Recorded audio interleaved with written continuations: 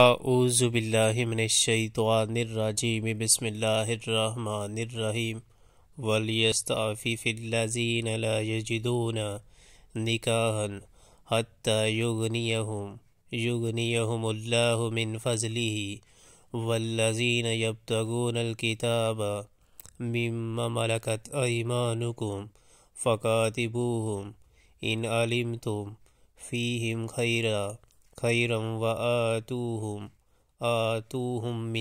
من مال الله الذي آتاكم ولا تكرهوا فتياتكم على البغاء إن أردنا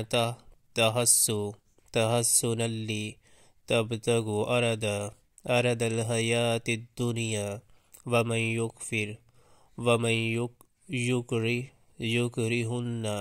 فإن اللہ من بعد اکراہہن غفور رحیم۔ اور جو نکاح کا موقع نہ پائیں انہیں چاہیے کہ عفت بھی اختیار کرے یہاں تک کہ اللہ اپنے فضل سے ان کو غنی کر دے، اور تمہارے مملوکوں میں سے جو مکاتبت کی درخواست کرے ان سے مکاتبت کر لو اگر تمہیں معلوم ہو کہ ان کے اندر بھلائی ہے، اور ان کو اس مال میں سے دو جو اللہ نے تمہیں دیا ہے، اور اپنی لونڈیوں کو اپنی دینوی فائدوں کی خاطر قحبہ گیری پر مجبور نہ کرو جبکہ وہ خود پاک دامن رہنا چاہتی ہوں، اور جو کوئی ان کو مجبور کرے تو اس جبر کے بعد اللہ ان کے لیے غفور و رحیم ہے۔